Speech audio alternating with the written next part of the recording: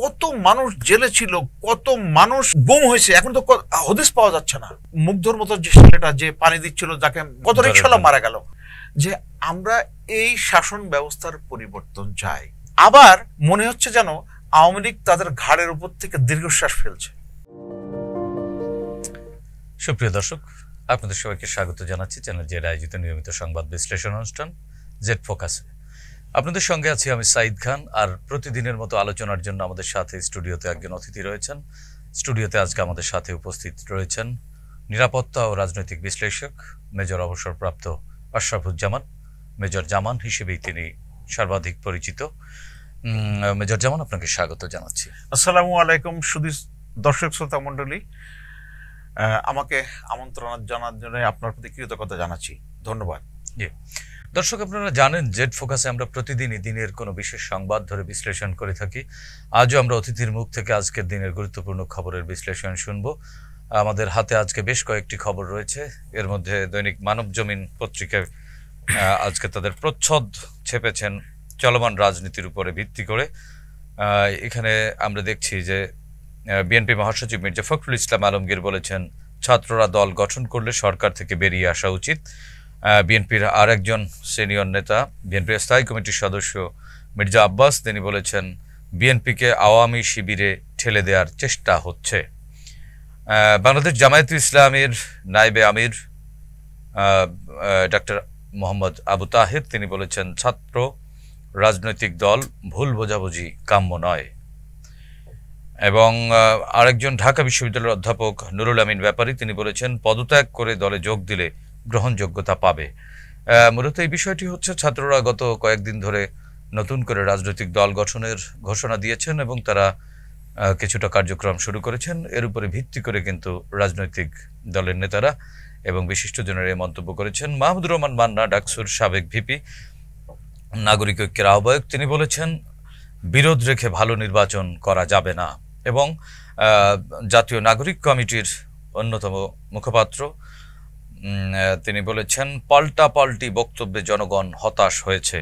আর এদিকে সবচেয়ে আরেকটি গুরুত্বপূর্ণ খবর দৈনিক মানবজমিন ছেপেছে, সেটি হচ্ছে গোয়েন্দা ব্যর্থতা ছিল স্বীকার করলেন পতিত ফ্যাসিস্ট শেখ হাসিনা সরকারের যিনি স্বরাষ্ট্রমন্ত্রী ছিলেন, সেই আসাদুজ্জামান খান কামাল। এই প্রথম আওয়ামী লীগের ওই শেখ হাসিনা সরকারের দায়িত্বশীল কোনো মন্ত্রী মুখ খুললেন। এই ছিল মানবজমিনের খবর। এবং আজকে ব্রিটিশ গণমাধ্যম বিবিসি বাংলাকে বর্তমান অন্তর্বর্তীকালীন সরকারের উপদেষ্টা নাহিদ ইসলাম, তিনি একটি সাক্ষাৎকার দিয়েছেন। সেই সাক্ষাৎকারটি ছেপেছে। সেখানে সাক্ষাৎকারটির শীর্ষ দিকে উঠে এসেছে বিএনপির কথার টোন আওয়ামী লীগের সাথে মিলে যাচ্ছে, এ মন্তব্য করেছেন নাহিদ ইসলাম, অন্তর্বর্তীকালীন সরকারের উপদেষ্টা। মেজর জামান, আমরা বেশ কিছু গুরুত্বপূর্ণ বিষয় দেখলাম আজকে। এটি মূলত গত দুদিন ধরে বাংলাদেশের রাজনীতিতে যে কথার যে মারপ্যাচ চলছে বা বাকযুদ্ধ, সেই যুদ্ধ আজকে বিভিন্ন গণমাধ্যমে উঠে এসেছে। আপনি তো বহুদিন ধরে রাজনীতিকে খুব নিবিড়ভাবে পর্যবেক্ষণ করেন, বোঝার চেষ্টা করেন এবং এটি বিশ্লেষণের চেষ্টা করেন। আজকের এই সংবাদগুলোর শিরোনাম বা এই বিষয়বস্তুগুলো যদি আপনার কাছে জানতে চাওয়া হয়, আপনার পর্যবেক্ষণ কি বলে আসলে বর্তমান রাজনীতিটা কোন পথে চলছে, আমরা কোন দিকে যাচ্ছি? আপনাকে অনেক ধন্যবাদ। আমি এটা রাজনীতির ঘূর্ণিঝড়, টর্নেডো এই পর্যায়ে নিয়ে যেতে চাই না। তবে মির্জা ফখরুল ইসলামের সাক্ষাৎকারের পরিপ্রেক্ষিতে এবং নাহিদ ইসলামের পাল্টা সাক্ষাৎকার এবং তার ফেসবুক পোস্ট, এই সবগুলো পরিপ্রেক্ষিতে একটা নতুন আলোচনার উন্মেষ হয়েছে, বিভিন্নভাবে আলোচিত হচ্ছে, সমালোচিতও হচ্ছে।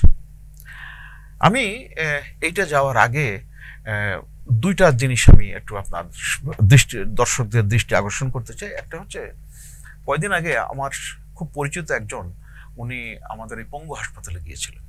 তো সেখানে জুলাই অভ্যুত্থানের একটা ছেলের সাথে ওনার দেখা হয়, তার মা ছিল তার সাথে। ছেলেটার বয়স 10-11 বছর। প্রথমে ছেলেটা ওই বন্দুকের গুলি, সররা গুলি লাগে। তো মা, তার বাবা থাকে অনেক দূরে কাজ করে।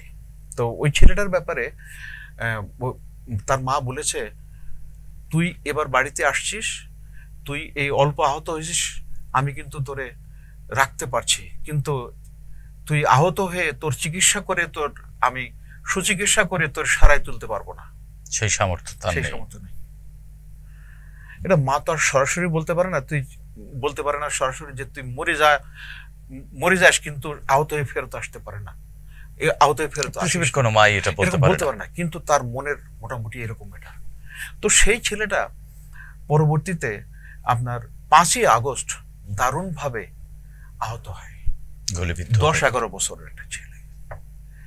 তো চিন্তা করে দেখেন 10-11 বছরের এরকম সন্তানরা কিশোর। কতজন গেছে, এবং তাদের রক্তের বিনিময়ে আপনি যে সমস্ত বড় বড় নেতাদের কথা বললেন, তাদের কোনো সন্তান নিকটাত্মীয় কিন্তু এরকম এই পর্যায়ে যায় নাই। আবার আরেকটা দিক হচ্ছে যে জুলাই গণ অভ্যুত্থান বা বিপ্লব, আপনি যেটাই বলেন না কেন, যেভাবে সংজ্ঞায় বর্ণনা করেন, সেখানে কিন্তু এই যারা মরেছে তারাই বুঝে এর কষ্টটা কি। এখন এটা গেল একটা দিক। আরেকটা দিক হচ্ছে ঠিক এই মুহূর্তে আমি আসার পথে প্রফেসর ইউনূসের সাক্ষাৎকার শুনছিলাম, উনি ড্যাভোসে যে সাক্ষাৎকার দিয়েছেন সেটা শুনছিলাম। তো জন আকাঙ্ক্ষা, ওই ছেলেটা যেটা আহত, এখন আহত আছে, এখনো শিশুই, তো সে এখন চিকিৎসা নিচ্ছে, তার আকাঙ্ক্ষা তো আকাঙ্ক্ষার সাথে এই যে তাড়াতাড়ি নির্বাচন বা নির্বাচন দেরি, এটার সাথে তো সম্পৃক্ত না, বা তার ইচ্ছারও প্রতিফলন না। আমি শুনলাম সেই ছেলেটা বোধহয় বলেছে যে আমরা এই শাসন ব্যবস্থার পরিবর্তন চাই, বা এরকম যে লোক মারা যাচ্ছে, সিস্টেমটার বদল চাই। এখন 10-11 বছরের একটা ছেলে তো সিস্টেম কিভাবে পরিবর্তন হবে সে আউটলাইন তো সে করতে পারবে না, কিন্তু তার আকাঙ্ক্ষাটা, এবং এই আকাঙ্ক্ষাটা আপনি যদি খেয়াল করে থাকেন যে ঠিক 5ই আগস্টের পর থেকে এই কথাটা দারুণভাবে উচ্চারিত হয়েছে। এখন আপনি মির্জা ফখরুল ইসলাম আলমগীরের যে মন্তব্যটা হয়েছে, আমি শুধু ওনার দলের কিছু লোকের সাথেও আমার কথা হয়েছে, তারাও কিন্তু একটু বিব্রত হয়েছে। আর আরেকটা জিনিস হচ্ছে, এই জিনিসটা আমি মনে করছি এই সুযোগে আমার একটু বলার দরকার। বিএনপি 5ই আগস্টের পর বিএনপির মাঠের অবস্থা আর আজকে এই যে 5 মাসের বেশি অধিক সময়ে আজকের অবস্থা কিন্তু এক না। কারণ অনেক ক্ষেত্রে মানুষজন একটু বিব্রত হয়েছে তাদের কার্যক্রম হচ্ছে সিদ্ধান্তহীনতা, আবার কখন কি বলতে হবে সেটা, আবার মনে হচ্ছে যেন আওয়ামী লীগ তাদের ঘাড়ের উপর থেকে দীর্ঘশ্বাস ফেলছে, তাদের কথাবার্তা কিন্তু এরকম আসছে। এবং আওয়ামী লীগের যে কিছু কিছু বিষয়ে যেভাবে কথা বলতো, আমার কাছে কেন যেন মনে হয়েছে যে আপনি সেদিন ওই যে উপদেষ্টা কিশোরগঞ্জের ফজলুর রহমান, উনি একটা কথা বললেন, তারপরে হারুনুর রশিদ প্রাক্তন এমপি তিনি একটা কথা বললেন, তারপরে আবার মোয়াজ্জেম হোসেন আলালের মতন যার অনেক দায়িত্বশীল লোকজন বিবেচনা করে, তারও কথাবার্তায় কেমন যেন একটু আলগা ভাব। এই বলে আবার আপনি আলগা মোমেনের রেফারেন্সটাই নেন না, তো যা একটু কেমন যেন একটা খাপছাড়া ভাব হয়েছে। আর আরেকটা বিষয় আমি যেটা বলি, আমার আপনার অপছন্দ হতে পারে, কিন্তু বাস্তবতা হচ্ছে যে জামাত ইসলাম এই সুযোগে কিন্তু, এই পরিস্থিতির সুযোগে কিন্তু তাদের অবস্থানটা অনেক সুসংগত করতে পেরেছে, এবং আগামীতে আরো সুসংহত করার চেষ্টা করছে। ছাত্ররা তাদের একটা ব্যানার নিয়ে নামার চেষ্টা করছে এবং অনেক কার্যক্রম শুরু করেছে। এখন এই অবস্থায় বিএনপি যার মনে করছিল যে আমরা তো ক্ষমতায় চলে গেছি, আমাদের বাড়া ভাতে আবার অন্য কেউ অংশ নিচ্ছে, সুতরাং তাদের ভিতরে এই যে একটু অস্থিরতা হওয়া স্বাভাবিক। এখন এই অস্থিরতা যদি জনপ্রত্যাশার সাথে সঙ্গতিপূর্ণ না হয়, তাহলে বোধহয় তারা আরো পিছায় পড়ার সম্ভাবনা আছে। ঠিক আজকে আমার এলাকার থেকে একজন লোক আসছিল, আমি হাসপাতালে আসছিল, তার সাথে আমার কথা হলো, আমি নাস্তা করতে করতে জিজ্ঞেস করলাম পরিস্থিতি কি। তো সে যা বর্ণনা দিল এটা খুব দুর্ভাগ্যজনক, এবং বিএনপির মাঠ পর্যায়ে যে ধরনের অনিয়ম হচ্ছে, বিশেষ করে চাঁদাবাজি, এটা খুব হচ্ছে, এবং এটা তো বিএনপির মতন দলের পক্ষে যাচ্ছে না। না, কিন্তু এই চাঁদাবাজি কি শুধু বিএনপি করছে? আহ, আরো অনেকের বিরুদ্ধে তো নানান ধরনের অভিযোগ আছে। আমি এক্স্যাক্টলি যেটা শুনে আসলাম সেটা বলছি, Alright. এবং এটা খুব সততার সাথে বলছি। এটা আপনার সাথে আমি এক চুল পরিমাণও আমি সত্যের ব্যত্যয় করছি না। আপনি বলতে পারেন অন্যান্য জায়গায় হচ্ছে।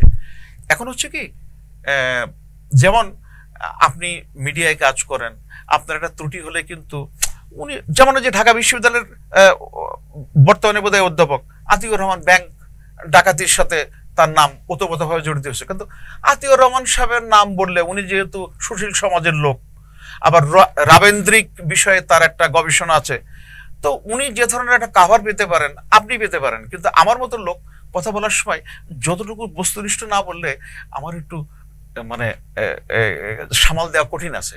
কাজে আমি সত্যের কাছাকাছি থাকার চেষ্টা করছি। আচ্ছা আচ্ছা, তো সেক্ষেত্রে আপনি বলছেন যে রাজনীতির যে বর্তমান বাতাস যেভাবে বইছে, তাতে কি অন্য কোনো আশঙ্কা আছে কিনা, আপনি কি মনে না, করেন? এখন আমি আশঙ্কা ব্যাপার কি, ওই যে কে হচ্ছে ১-১১-র মতো একটা আছে, মানে নাহিদ ইসলাম তার বক্তব্যে কিন্তু মির্জা ফখরুলের বক্তব্যের কাউন্টার দিতে গিয়ে এই কথাটাই বলেছেন। এই কথা বলেছেন, রাইট। আমি আমার ব্যক্তিগতভাবে আমি যতটুকু বুঝেছি এবং অন্য জনের সাথেও কথা বলেছি, এবং আমার সামরিক ব্যাকগ্রাউন্ডের কারণে বিভিন্ন পর্যায়ে একটু কথাবার্তা হয়েছে, আমার মনে হয় না যে এই ধরনের সুযোগ আছে। তবে ওই যে আপনার কথা আছে না যে মেঠো বক্তৃতাকে আপনি যদি মানে বই পুস্তকে আনতে চান, তাহলে কিন্তু একটু ঝামেলা আছে, একটু বোধহয় অতিরঞ্জন মনে হবে। আমার মনে হয় যে এরকম একটা ব্যাপার হয়েছে, তারা তো কাউন্টার করার জন্য একটা কথা বলেছে, অত ব্যাকরণ সম্পন্ন কথা বলেছে বলে আমার মনে হয় না, বা এই উক্তিটাকে অত সিরিয়াসলি নেওয়াটাও আমি ব্যক্তিগতভাবে অত গুরুত্বপূর্ণ মনে করছি না। রাজনীতিতে আওয়ামী লীগ, আপনার কথাও আপনার আলোচনায় এক ফাঁকে একটু বেরিয়ে আসছে যে আওয়ামী লীগ নিঃশ্বাস ফেলছে, কারোর ঘাড়ের উপর থেকে ফেলবার চেষ্টা করছে, এবং আজকে দেখলাম যে পালিয়ে যাওয়া স্বরাষ্ট্রমন্ত্রী আসাদুজ্জামান খান কামাল তিনি বলেছেন যে তাদের ব্যর্থতা গোয়েন্দা ব্যর্থতা ছিল বলে তারা স্বীকার করেছেন, এবং দৈনিক মানবজমিন এই খবরটি চেপেছে। এই যে আলোতে আসা বা এই কথা বলতে পারা বা এই সংবাদ ছাপা কভারেজের আওতায় চলে আসা, এই বিষয়টিকে আপনি কিভাবে মূল্যায়ন করবেন? আপনি তো নিরাপত্তা বিশ্লেষণ করে থাকেন। প্রথমত হচ্ছে গোয়েন্দাদের একটা দুর্ভাগ্য আছে যে তাদের তথ্যপাত্রগুলো মানে গোয়েন্দা তথ্যের কয়েকটা পর্যায়ে আছে। একটা হচ্ছে ফিল্ড রিপোর্ট, যা আছে সবগুলো নিয়ে আসা হচ্ছে, তারপরে সেটাকে সবগুলো কালেক্ট করা হয়, কালেক্ট করে সেটা প্রসেস করা হয়, প্রসেস করে তারপরে ফাইনালটা রিপোর্টটা দেওয়া হয়। আমি গোয়েন্দাদের একটা বড় দুর্ভাগ্য হচ্ছে, আপনি নিজেও একটি গোয়েন্দা সংস্থায় ছিলেন। না, আমি একটু কাজ করবার সৌভাগ্য আপনার হয়েছে। আমি গোয়েন্দা সংস্থায় কাজ করি না, কিন্তু এই কাজগুলো তো আমারই করতে হয়, বিশেষ করে পার্বত্য চট্টগ্রামের কারণে আমার তো এগুলো করতে হয়েছে। সবচেয়ে জিনিস হচ্ছে আমি যে তথ্যটা দিই, আমার তথ্যটাকে উপরে তারা কিভাবে মূল্যায়ন করে সেটার উপর নির্ভর করে।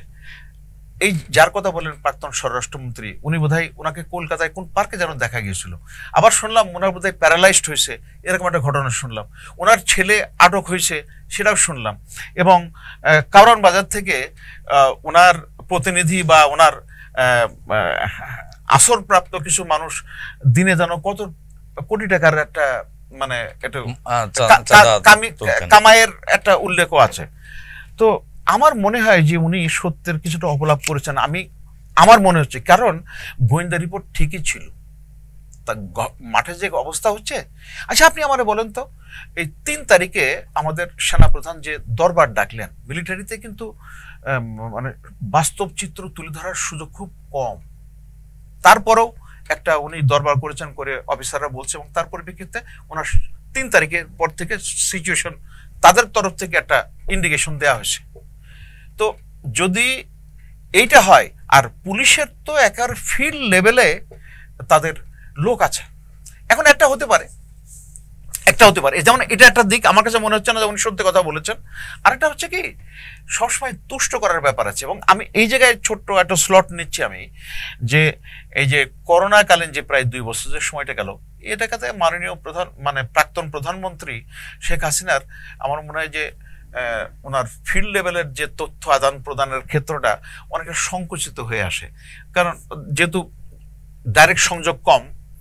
আর 2024 নির্বাচনের পরে আমার মনে হয় উনি অতি আত্মবিশ্বাসী হয়ে উঠেছিলেন যে আবার তো 2029 আগে তো আর নির্বাচনের কথা হাঁটবে না। এখন এই দুষ্ট ছাত্ররা যে এরকম দুষ্টুমি করবে এটা বোধহয় ওনার হিসাবেও ছিল না, এবং দুষ্টুমির মাত্রাটা যে ওনার পতনের কারণ হবে সেটা বোধহয় উনি সম্ভবত 3 তারিখের পর থেকে একটু আঁচ করতে পেরেছেন। বিভিন্ন সংবাদ যেটা বোঝা যাচ্ছে এরকম আছে। তবে আমার মনে হচ্ছে যে খবরে টেবরে যাচ্ছে আমাদের প্রতিবেশী রাষ্ট্র ওই তাদের মানে দীর্ঘ নিঃশ্বাসও কিন্তু ওই আওয়ামী দীর্ঘ নিঃশ্বাসের সাথে ওই প্রতিবেশী রাষ্ট্রের একটা দীর্ঘ নিঃশ্বাসও যুক্ত হয়েছে, সম্মিলিতভাবে এই আশ্বাস মানে নিঃশ্বাস দীর্ঘ নিঃশ্বাস পড়ছে। তো সার্বিকভাবে আপনারা যেটা দেখেন যে তথ্য আমার মনে হয় না যে উনি জানতেন, উনি মনে করেছিলেন যে এটা করতে পারেন, কারণ এর আগে অনেকবার উনি অনেকগুলো খুব কঠিন পরিস্থিতি সামাল করেছেন। যেমন শুরু হলো ওনার 2009 সরকার গঠন করার পরে বিডিআর ইনসিডেন্ট। তো এটা তো একটা কঠিন একটা অবস্থা, সেই অবস্থায় উনি উতরাতে পেরেছিলেন। তারপরে শাপলা চত্বর 13 সালের, রাইট। তারপরে আপনি 14 নির্বাচন, বিশেষ করে 13 সালের যে, এবং ওই যে প্রায় 3.5 মাস ব্যাপী যে আন্দোলন, 3.5 মাস ব্যাপী আন্দোলন, এবং তারও আগে ওই যে জামাত নেতাদের ফাঁসি দেওয়ার পরে, বিশেষ করে সাইদি সাহেবের ফাঁসি দেওয়ার পরে যে উত্তাল পরিস্থিতির সৃষ্টি হলো ওটাকে উনি নিয়ন্ত্রণ করতে পেরেছিলেন। তো একটা পর্যায়ে দীর্ঘদিন থাকলে একটা মানে আত্মহমিকা কাজ করে, অতি আত্মবিশ্বাস কাজ করে, এবং প্রত্যেক দিনের ডে টু ডে যে ইভেন্ট, একটা ছোট্ট ঘটনা, আজকের ঘটনা বিকালে সেটা অন্য রকম রূপ নিতে পারে। রাজনীতিতে এটা হয়, কিন্তু আমার মনে হয় না যে উনি শেষের দিকে এই তথ্যপাত্রগুলো ঠিক মতো মূল্যায়ন করেছেন। জি, আরেকটি বিষয়, আমরা আবার ঘুরে ফিরে সেই নাহিদ ইসলামের ইন্টারভিউতেই যাচ্ছি। মির্জা ফখরুলের ইন্টারভিউর একটা জায়গায় মির্জা ফখরুল ইসলাম আলমগীর বলেছিলেন যে সরকারি থেকে যদি রাজনৈতিক দল গঠন করে ছাত্ররা, সেক্ষেত্রে এই সরকার নিরপেক্ষতা হারাতে পারে, বা সেটি আরেক ধরনের কিংস পার্টি রূপে মানুষের সামনে আসতে পারে। আপনি কি মনে করেন আসলে? এবং নাহিদ ইসলাম কিন্তু কাউন্টার দিয়েছেন। নাহিদ ইসলাম এই প্রশ্নে এই যে মন্তব্যের জবাবে বলেছেন যে রাজনৈতিক দলে গেলে পদ ছেড়েই যাবেন, তারপরেও তো এই সরকারের সাথে এক ধরনের সখ্যতা থেকেই যায়। সেক্ষেত্রে মির্জা ফখরুল ইসলাম আলমগীরের এই মন্তব্য কি অবান্তর বলবেন আপনি, না কোনো না কোনো যুক্তি আছে? আমার কেন যেন মনে হয়, গতকাল আমি মেজর রাশেদ চৌধুরীর ইন্টারভিউটা শুনছিলাম ইলিয়াস সাহেবের সাথে 75-এর ঘটনার বিষয়ে। এই কথাটা বোধহয় মির্জা ফখরুল ইসলাম আলমগীর যদি একটু বাক্য বিন্যাস করে বলতেন তাহলে বোধহয় ভালো হতো, কারণ এটা তার পক্ষে যাচ্ছে না, তার দলের পক্ষে ওনার দলের পক্ষে যাচ্ছে না। আমাদের বিএনপির ক্ষমতায় থাকা অবস্থায় এই দল গঠন হয়েছে, কোনো সন্দেহ নেই। আমাদের আরেকটা ইতিহাস আছে, আপনার জাতীয় পার্টি ক্ষমতার আবরণে এই দল গঠিত। বিএনপি তো মানে ক্ষমতায় থেকে এক ধরনের ভোটের মধ্য দিয়েই এসছেন, না সেটা দল পরবর্তীতে। আমি ওইটা নিয়ে প্রশ্ন করছি না, আমি বলছি যে এগুলো তো সত্য। তো এখন হচ্ছে কি, কোনো সন্দেহ নেই নাহিদ ইসলাম বা কিছুটা আনুকূল্য পাবে, শুধু সরকারের আনুকূল্য না, মানুষেরও একটা আনুকূল্য, সিম্প্যাথি পাবে। তো কাজেই আমরা শুধু সরকারের কথা বলছি কেন, যে সরকারের আনুকূল্যের কথা বলছি, মানুষের যে সিম্প্যাথি, ওই যে প্রথমে যে শুরু করলাম যে 11 বছরের বাচ্চাটা, তার কথা শুনলে তার একটা মানবিক আবেদন তৈরি হয় না? নিঃসন্দেহে আমি কোনো সন্দেহ নেই যে এই নাহিদ ইসলাম এবং তারা তরুণ মানুষ। এখন তরুণ মানুষ তো আলেকজান্ডার দি গ্রেট তরুণ মানুষ ছিল, সিরাজদৌল্লা তো সম্রাট ছিল, তো তারা তরুণ ছিল। এখন তাদেরকে বলছে যে তোমরা যেহেতু তরুণ সুতরাং তুমি এদিকে এসো না, বা তুমি আপাতত বিশ্রাম করো, আর বড় হওয়ার পরে তুমি শাসনভার নাও। এখন আপনার কথাই এটা এসে যায় সেই সুনীল গঙ্গোপাধ্যায়ের কবিতা 33 বছর কেউ কথা রাখেনি, অর্থাৎ বড় হতে হবে। আর কত বড় হব? দাদা ঠাকুর। না, সেটি ঠিক আছে, কিন্তু মির্জা ফখরুল ইসলাম আলমগীর সেটি বলবার চেষ্টা করেছেন যে সেক্ষেত্রে এই সরকার যে অরাজনৈতিক বা নিরপেক্ষ, সেই নিরপেক্ষতা নিয়ে তিনি প্রশ্ন তুলেছেন। তা ছাত্রদের রাজনৈতিক দল গঠন নিয়ে তো তিনি কোনো সমালোচনা করেননি, বরং দেখলাম যে ইন্টারভিউর একটি জায়গায় তিনি স্বাগতই জানিয়েছেন, সাধুবাদও জানিয়েছেন, এবং অপরাপর সব রাজনৈতিক দলই কিন্তু তাদেরকে সাধুবাদ জানিয়েছেন যে আওয়ামী লীগ যে ফ্যাসিবাদী রাজনীতি করে গেছে, তাদের রাজনীতিতে ফিরবার পথ তো আপাতত 2, 4, 5, 10 বছর পরে হয়তো আলোচনা করা যেতে পারে, আপাতত তো করা যাচ্ছে না। সুতরাং ছাত্ররা যদি নতুন একটি রাজনৈতিক দল গঠন করে, সেক্ষেত্রে আপনার বক্তব্যের সাথে আমিও একমত যে সমাজের এক শ্রেণীর মানুষ কিন্তু তাদেরকে খুব সাধুবাদ জানিয়ে গ্রহণও করবেন। কিন্তু বিষয়টি হচ্ছে সরকারের চেয়ারে থেকে, কারণ এই যে 5 আগস্ট যে গণ অভ্যুত্থান, সেই অভ্যুত্থানে কিন্তু এই জামায়াত ইসলামী, এই বিএনপি, বামপন্থীর দলগুলোও কিন্তু এই আন্দোলনে ছিল, অনেকগুলো বামপন্থী দল, হ্যাঁ, কমিউনিস্ট পার্টি সহ। তো সেক্ষেত্রে তারা তো প্রশ্ন তুলতেই পারে। আপনাকে এই উত্তর দিব আমি একটা উপমা দিয়ে। উপমাটা হচ্ছে, আচ্ছা, ব্রাজিলের 11টা ফুটবল দলের 11 জন খেলে, কিন্তু রোনালদোর নাম কেন আসে? তো কারণ সে গোল করছে। অর্থাৎ ফিনিশিংটা খুব গুরুত্বপূর্ণ। না, ফিনিশিং ইম্পর্টেন্ট, সেটা ঠিক আছে। আপনি গোলপোস্টের পাশের খেলোয়াড় যদি হন, হ্যাঁ, আপনি যদি গোলপোস্টের পাশের খেলোয়াড় হন, সেক্ষেত্রে পুরো 10 জন মিলে আপনাকে কিন্তু বলটি তৈরি করে দেবে, বা 9 জন মিলে বলটি তৈরি করে দেবে, আপনার পায়েই দিবে গোল দেবার জন্য। বিষয়টি কিন্তু এরকম।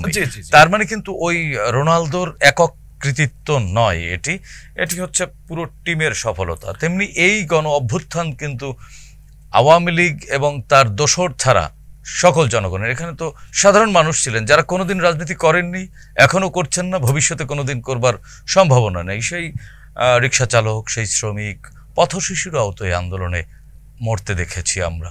সুতরাং যদি কৃতিত্ব নিতে হয়, তাহলে তো সবাইকে ভাগ করে দিতে হবে।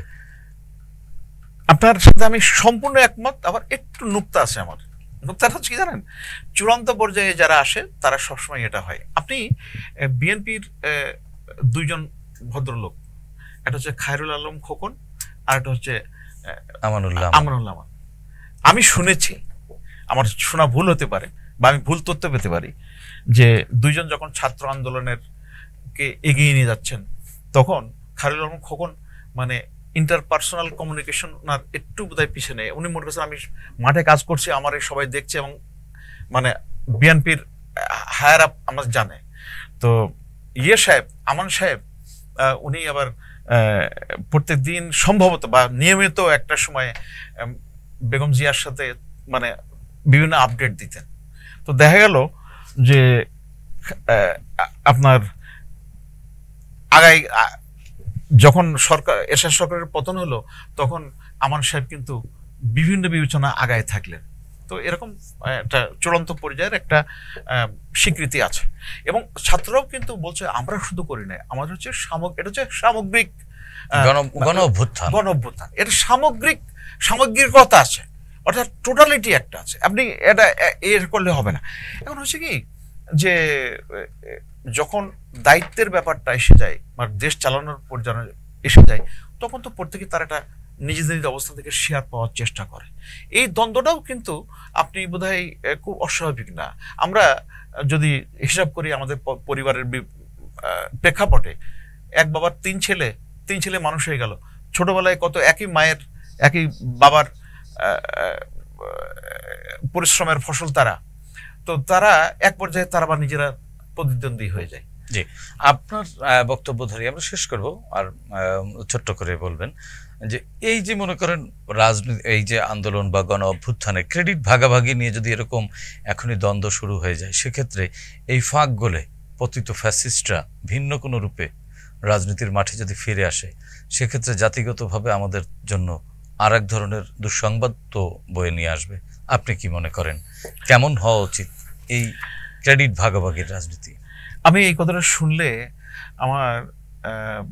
আমার অন্তরটা শুকিয়ে যায়। কারণ ওই যারা মারা গেল, দেখেন গতকালই একজনের কাছে উনি আলোচনা, প্রফেসর সলিমুল্লাহ বলছিলেন যে 69-এর গণ অভ্যুত্থানের ওই যে রাজশাহী বিশ্ববিদ্যালয়ের প্রফেসর জোহা মারা গেলেন। প্রফেসর জোহা ঠিক ওইভাবে স্মরণ ওইভাবে করা হয় না। তো এরকম এই বিভিন্ন আন্দোলনের পর্যায়ে বিভিন্ন লোক মারা যায়, কিন্তু তাদের সঠিক মানে তারা যে লক্ষ্যে যে উদ্দেশ্যে আমরা সামগ্রিকভাবে যে উদ্দেশ্যে আমরা এগিয়ে গেছিলাম, আমরা কিন্তু বিভিন্ন জায়গায় হোঁচট খেয়েছি। আপনি একটু চিন্তা করে দেখেন, 1971 সালে 16 ডিসেম্বরের পর্যন্ত আমাদের যে উচ্চাকাঙ্ক্ষা ছিল, আর তার ফলে কিভাবে সবকিছু ধূলিসাৎ হয়ে গেল।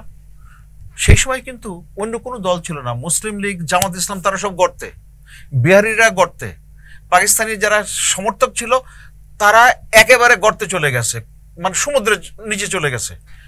দায়িত্ব ছিল আওয়ামী লীগ।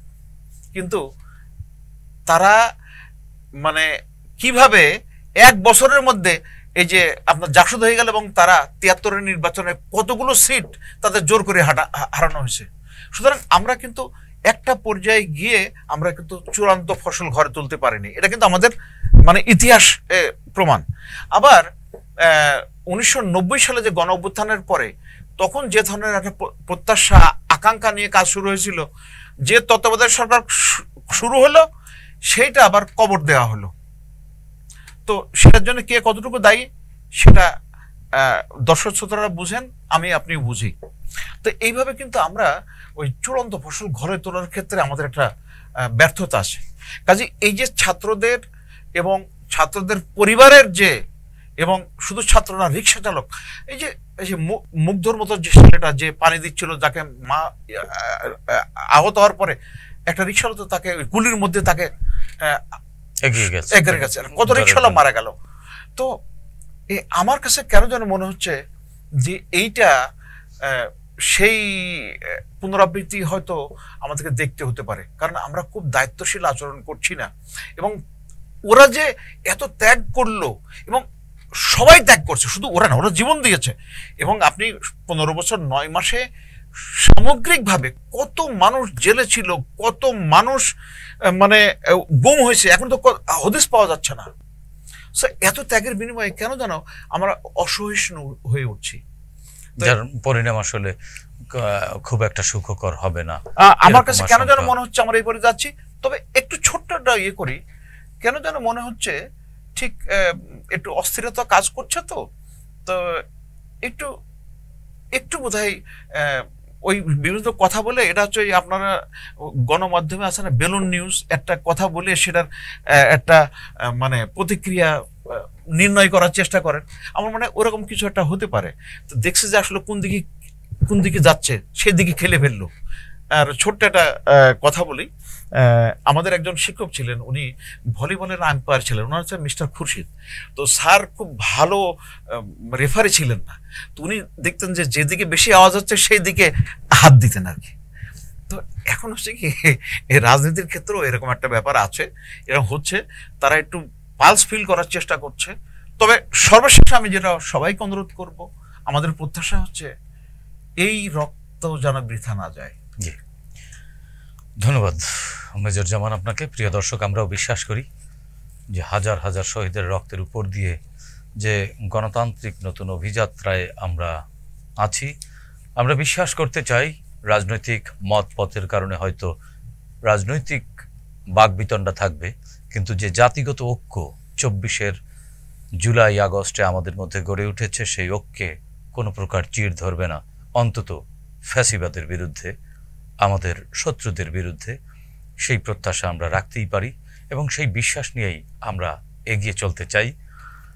দর্শক ভালো থাকবেন, সুস্থ থাকবেন, চ্যানেল জেডের সঙ্গেই থাকুন। খোদা হাফেজ।